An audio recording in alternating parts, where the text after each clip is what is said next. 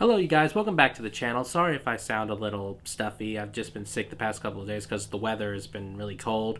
But let's get right to this. I originally, when it came to Hazbin Hotel, I wanted to actually do reactions to each episode, like you've been seeing a lot right now on YouTube. But unfortunately, due to having Apple products, I can't because OBS can't get an image for me to, get a video to do a reaction to. So instead, I decided to do I'm going to review these episodes, 2 episodes each time. So I'm going to do 1 and 2 first, then 3 and 4, 5 and 6, and then when the finale comes out, I'll be doing 7 and 8. So there's that. That's how I'm going to be reacting and reviewing to Hazbin Hotel. So let's get right to it. And also, actually, before that, I'm going to try and make these reviews kind of like quick as possible without giving away any spoilers. Well, not quick, but just try to give as much information as I can, because this is actually my first time doing a review like this where I'm reviewing not just one episode of a series or reviewing a series as a whole. I'm going to be reviewing just 2 episodes at a time, so just bear with me if this doesn't sound pretty good. Alright, let's first start with episode 1. I'm mainly going to explain my likes and dislikes with both episodes, by the way, but the first thing when I was looking at when I watched Hazbin Hotel's first episode was, of course, the animation. That was the main thing. And of course the animation has greatly improved, but then again I was expecting that too as well, because Helluva Boss has certainly improved in animation as well, but this animation was truly amazing. I don't want to say that like, Pop put more effort into animating this series than she did Helluva Boss, because I'm pretty sure she puts equal effort into anything she animates, because she loves both her shows very, very much, I believe. But the thing about this animation that I loved more than Helluva Boss's animation is that everything kind of popped. When I originally watched the pilot, everything seemed to be on like the same palette or color. Everything kind of like the main focus and color was red. Everything had like a reddish hue, reddish vibe, reddish shadow. Everything referred to the color red, in my opinion. But in this animation, every color like stood out. It was greatly improved. The shine, the shadows, the hues, it was pretty impressive, and it was a great improvement. It was like this one animation like tops Helluva Boss's animation, in my opinion. The next thing I was looking at was, of course, the story. And I don't want to say the story's like good or bad just yet. I kind of want to leave that to like the very end to give a final conclusion about how I felt the story went.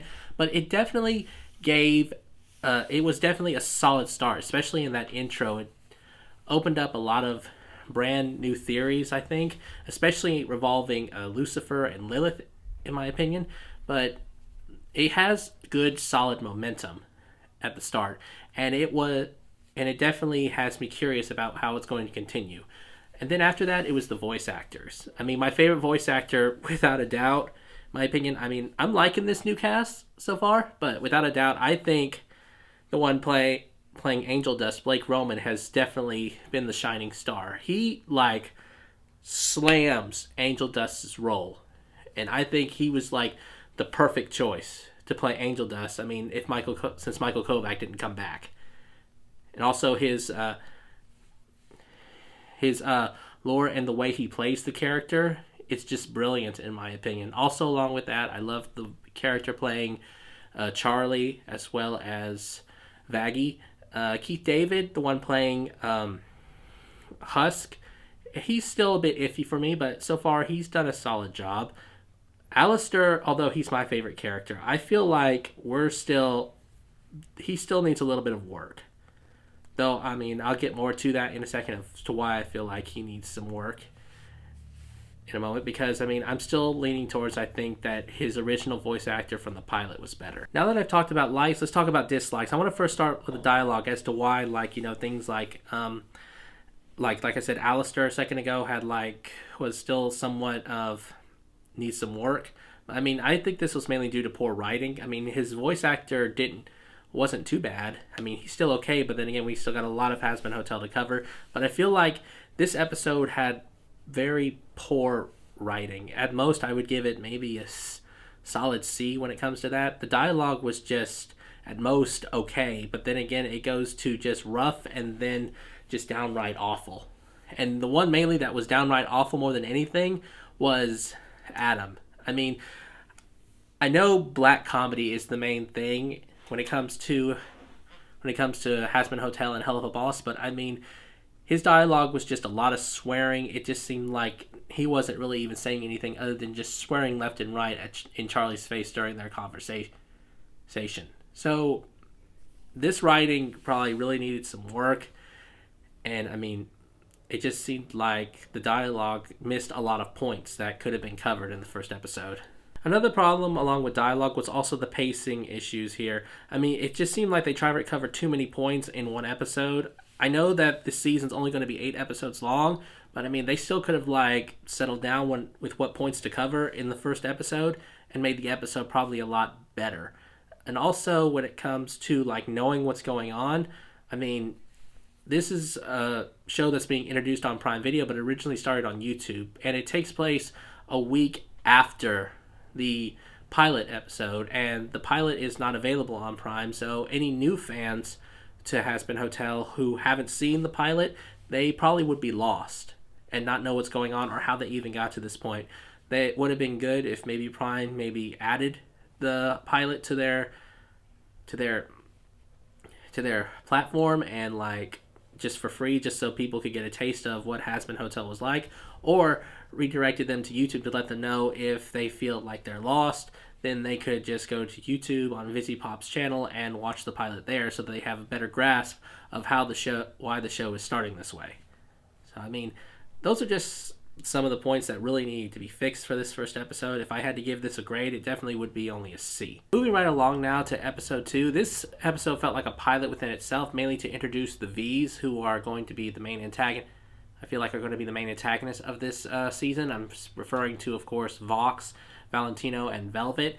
And without a doubt, the one that shined most of all was Vox. I mean, he was been like a character we've been waiting for a long time, and it's great that his debut came out well. His voice actor was also amazing, and the main thing that we pulled from, without a doubt, was his rivalry with Alistair. And, I mean, of course, the rivalry was pretty clever. I mean, radio versus television, and every time Vox was basically on the screen, I really did like him and enjoyed every moment with his dialogue.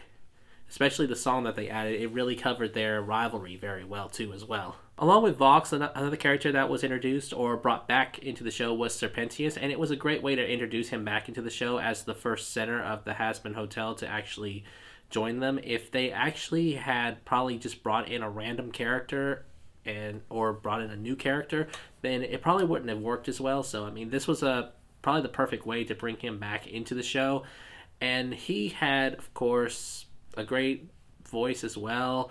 The voice actor did a great job, and he had some great moments as well with Charlie. So Serpentius definitely did well, and I'm really looking forward to how they include him more into the show. And finally, the last thing I'd like to add on that was a plus for me with this episode, it was the dialogue and the pacing. Definitely both improved. I mean, the dialogue still needs some work, but it was a major improvement in this episode than it was in the first episode. And pacing was severely improved, a lot better than it was in the first episode. It definitely stood on a straight line, we knew who the characters were and what was going on in this episode. And it didn't branch out as much like the first episode did, tried to cover too many things at one point. Moving on now to the dislikes, I have to say that my dislikes all come to 2 characters, and that's the other 2 V's, and that's Valentino and Velvet. Let's start with Valentino, of course. Valentino, I knew I wasn't going to like him. I knew he was going to be a prick. I knew I wasn't going to like him. So, I mean, he's just one of those characters that was probably created just to be hated. But, I mean, after watching this episode, it just made me hate him even more, because it just seems like his character was, or more so his actor, was miscasted, because it sounds like he's 3 different nationalities. It sounds like he starts as Italian, then maybe Spanish, and then goes straight to American. It's like he doesn't know how to decide which nationality he is. Now, maybe that will improve over time, but still, it's something that should definitely be improved. But also, another thing that was why I feel like it was miscasted was because of the way his behavior is. Valentino is supposed to be a pimp, so I was expecting him to be manipulative and controlling. Though he was controlling, he didn't give off the vibe of being manipulative at all. All he seemed to give off the vibe was of just being this angry ups, annoying man who just will throw a fit and or just beat up his employees whenever he doesn't get his way or whenever he needs to let off some steam.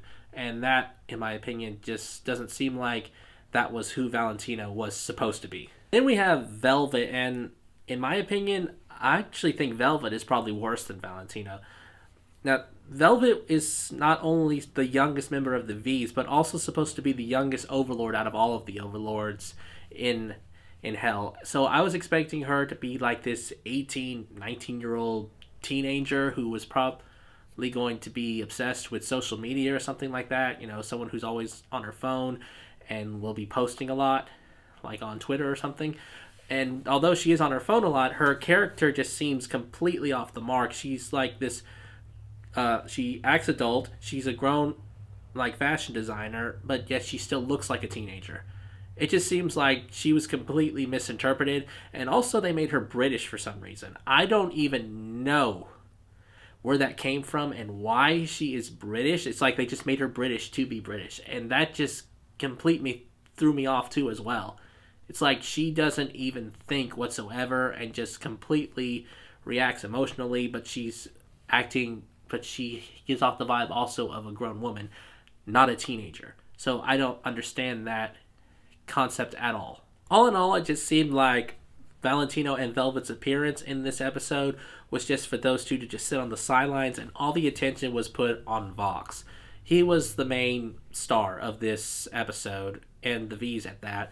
It seems like he's the only V that even actually has a brain. I mean, Valentino and Velvet don't even seem like they even think when it comes to the actions they want to do, and Vox actually does think, and actually because he's smart.